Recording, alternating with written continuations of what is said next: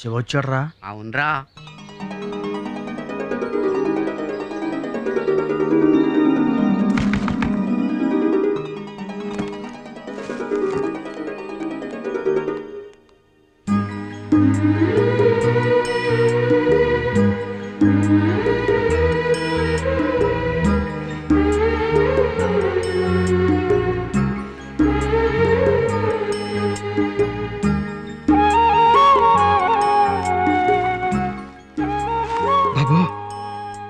ఎవరు నువ్వు?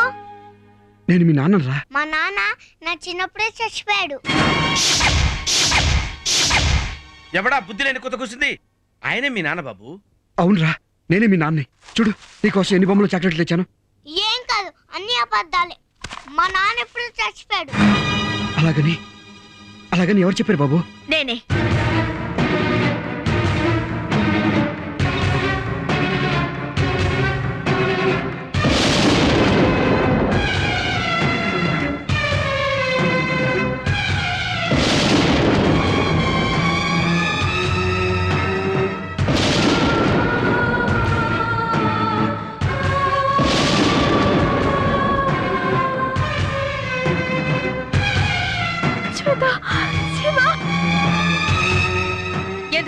నా బాబు కోసం. నోర్మి, నీకు ఈ బిడ్డకి ఏ సంబంధం లేదు. మర్యాదగా బయటికి వెళ్ళు. వెళ్ళు. శ్వేత, నా రక్తం పంచుకు పెట్టిన బిడ్డకు నాకు ఏ సంబంధం లేదంటాం. అన్యాయం. న్యాయం అన్యాయం గురించి మనుషులు మాట్లాడాలి కానీ మనుషుల్ని చంపే నీలాంటి మృగాలు కాదు. 10 మందిలో మా అక్క పరువు తీసిన పాపానికి దిక్కులేక మా అక్క నీతో తాడి కట్టించుకుంది. ఆ పాపానికి నీతో కాపురం చేసింది. అంతకు మించి చచ్చిపోయే వరకు మా అక్క గాని దాని కడుపున పుట్టిన వీడికి గాని నువ్వు చేసిందేంట్రా? వీడి మీద నీకే హక్కు లేదు. వీడు నా బిడ్డగానే బతుకుతాడు. నీకు వీడి వైపు కన్నెత్తి చూసే హక్కు కూడా లేదు. Get out, get out, Shweta. Get out. నేను చెప్పేది ఏంట్రా ఇది? మీ బిడ్డల మీద ఒట్టే చెప్పండి. లక్ష్మికి నేను భర్తను కదా, ఆ బిడ్డకి నేను తండ్రిని కదా. చెప్పండి. కాదనే హక్కు ఆ దేవుడికి కూడా లేదు శివ. అవుననుకో, కానీ జరిగిన గొడవలు కూడా చిన్నవి కావు కదండి. ఆ రోజున మీ పెళ్లి జరిగిన పద్ధతి. అవునరా, ఇదే చోట మా పెళ్లి చావు కంటే దారుణంగా జరిగింది. కానీ ఆ తర్వాత మా కాపురం స్వర్గం కంటే గొప్పగా సాగిందిరా. తన ప్రేమకి గుర్తుగా నాకు ఇచ్చిన బిడ్డ కోసమేరా ఇంతకాలం నేను జైల్లో బతికింది. తీరా బయటకొచ్చి వాడిని మనసారా గుండెలకు హత్తుకుందాం అనుకుంటే వాడికి నాకు సంబంధం లేదంటదేంట్రా. 5 ఏళ్లుగా జైలు గోడల మీద వేసుకున్న బొమ్మల రూపాన్ని చేతికి అందే సమయానికి ఈ చేతులు నరికేసిందేంట్రా. శివ, ఊరుకో శివ. 4 పెద్ద మనుషులు తీసుకొచ్చి పద్ధతిగా మాట్లాడదాం. ముందు మన ఇంటికి వెళ్దాం పద. నువ్వు నీ పెళ్ళ ఉండేది ఓ చిన్న గదిలో, మళ్ళీ నేనెందుకు? నేను నా బిడ్డ ఉండటానికి ఆ ఏరియాలోనే ఒక ఇల్లు చూడు. ఈ పూటకి అక్కడ ఒకసారి సర్దుకుంటాను. ఆ మహాతల్లికి చెప్పండి, నన్ను నా బిడ్డ నీ మనుషులే కాదు, ఆ దేవుడు కూడా విడదీయలేడని. No problem. రిసెప్షన్ నువ్వనుకున్నట్టుగానే గొప్పగా గ్రాండ్ కాకతీయలో అరేంజ్ చేయి. ఏంటమ్మా, ఏమైంది? ఎందుకంత టెన్షన్ గా ఉన్నావు? వాడు వచ్చేసాడు. వాడు తిరిగి వచ్చేసాడు బాబాయ్. వచ్చేసాడా? ఎవడమ్మా? నా వాళ్ళ చావుకి కారణమైన హంతకుడు.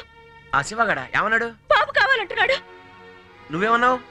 కుదరదని ఖచ్చితంగా చెప్పేశాను. అవసరమైతే నా ప్రాణాలైనా ఇస్తాను కానీ నా బాబుని ఇవ్వనని కరాఖండిగా చెప్పేశాను. వెరీ గుడ్, చాలా మంచి పని చేసావు.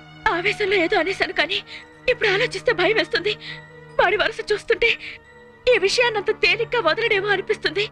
నయానో భయానో వాడిని ఒప్పించి నా బాబుని నేను దక్కించుకోవాలి. ఈ ప్రపంచంలో నాకున్నదల్లా వాడే. వాడు లేకుండా నేను బతకలేను. శ్వేత, డోంట్ వరీ, నువ్వేం టెన్షన్ పడద్దు.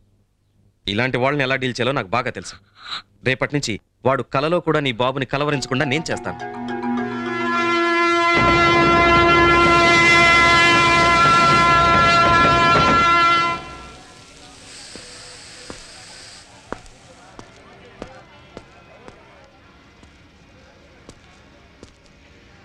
హలో హలో, నేను ఇక్కడ కూర్చోచ్చా?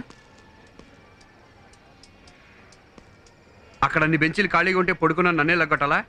గొప్ప బుద్ధిలే ఇంత. వాళ్ళకి నిద్ర పట్టదు, ఇంకోటి నిద్రపోతే గిట్టదు. సారీ, నేను నీ నిద్ర చెడగొట్టడానికి రాలేదు.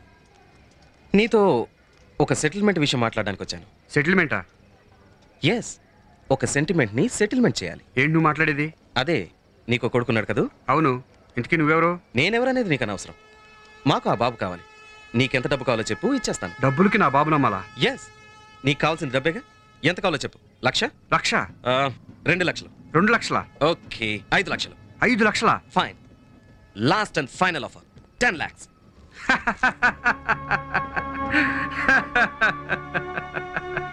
వాయ్ ఎందుకు నవ్వుతున్నావు?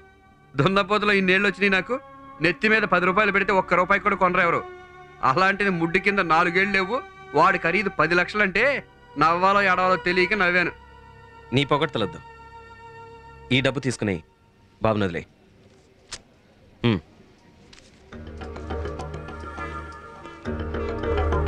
చూడు, రేపటి నుంచి నువ్వు కనిపించకూడదు. ఈ సిటీలోనే కాదు, ఈ స్టేట్లోనే కనిపించకూడదు. ఓకే?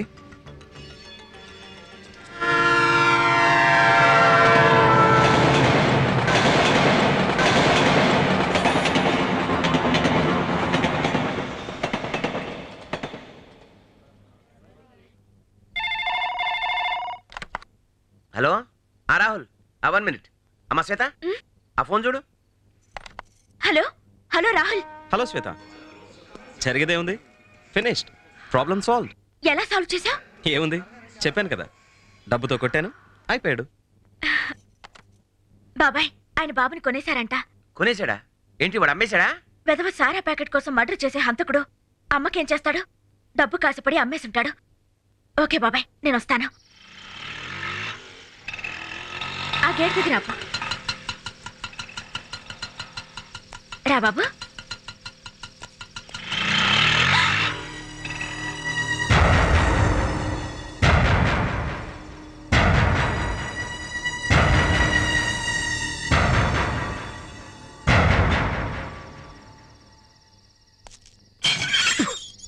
స్వాగతం, సుస్వాగతం. మీకోసం ఎదురు చూస్తున్నాను. తమరు కొట్టు తెరిస్తే కొనుక్కుని వెళ్ళిపోతాను. ఏంటి పిచ్చి పిచ్చిగా మాట్లాడుతున్నా? తాగింది తలకెక్కిందా? గుండెలకెక్కిందే. సెంటిమెంట్తో డబ్బు సంపాదించే గొప్ప వాళ్ళని చూశాను, కానీ డబ్బుతో సెంటిమెంట్ సంపాదించే నీలాంటి దాన్ని ఇప్పుడే చూస్తున్నాను. అమ్ముకున్నావుగా, ఇంకెందుకు? ఆ డబ్బు ఖర్చు అయ్యే వరకు ఎక్కడన్నా తాగిచ్చావు. ఇక్కడికి వచ్చి మమ్మల్ని కూడా చంపుతావెందుకు? అబ్బో, నా బిడ్డను 10 లక్షలకు నువ్వు పంపినవాడు కొన్నాడు. ఆ 10 లక్షలకు ఈ 10,000 కలుపుని నా బిడ్డ నాకు ఇచ్చాయి.